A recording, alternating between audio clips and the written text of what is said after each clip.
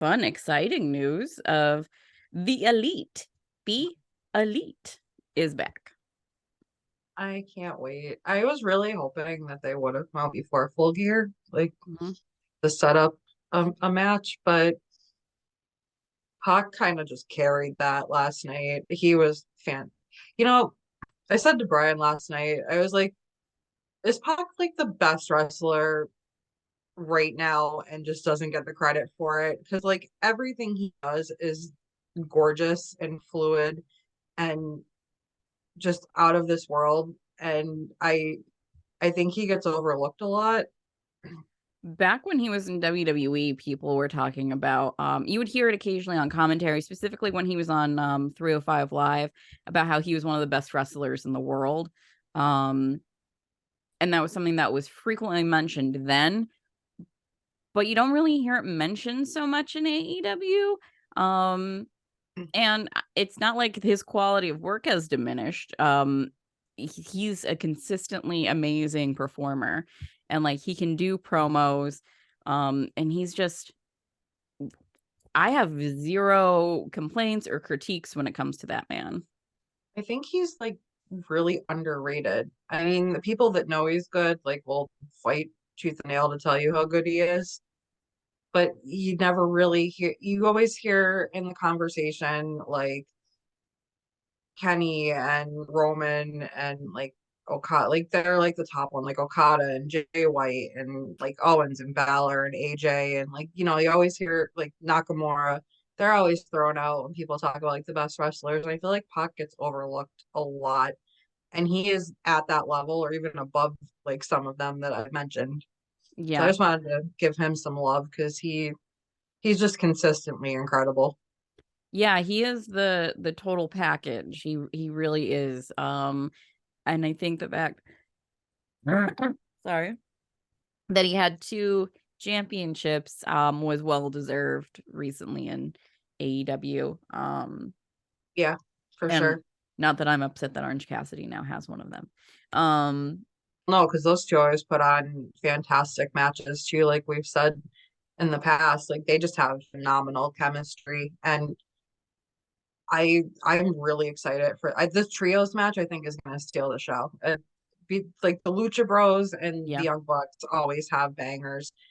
And Kenny and Pac have like had matches before and obviously fantastic.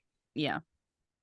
You That's can't just go wrong. You can't. no, that's gonna I'm calling it now. It's gonna be match of the night, and I feel like it's gonna open because there's no way that they're not closing the show with MJF and Mox. It's just not gonna happen. And I think a good way to get the crowd like going is to have the Elite come back in the opener. Yeah. Yeah. And I mean, it's not, if it was something where you had to worry about ratings, that's not what they're worried about. They're worried about people buying it. So if people buy it, just watch that first match and then tune out. Like they're not really, I mean, you don't want them to do that, but like if that were to happen, They still made their money. they still made the money. Yeah. So it's not like you can hit refund. Not Right. Amazon. So um yeah, I wouldn't be surprised if it opened. I wouldn't want to follow them, and it's going to be a women's match that follows. I know it's probably going to be like Tony Storm and Jamie Hayter that ends up following that. And that's going to be a bummer because Yeah, because I think people are excited to see Hater win.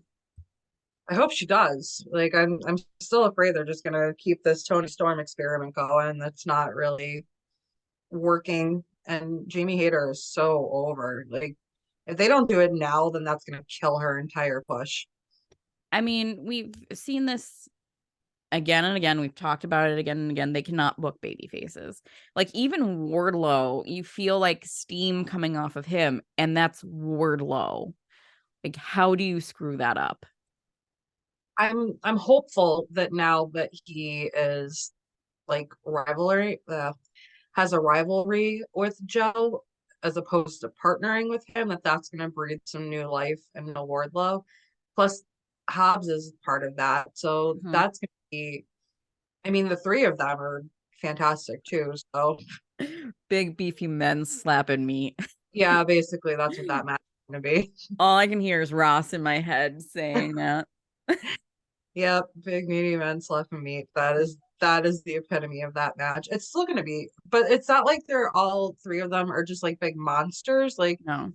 they fight like they're cruiserweights. So it's gonna be, Specifically Wardlow. yeah. Which I don't know if I said this to you before on the podcast, but like Wardlow did not physically grow until like later on in high school.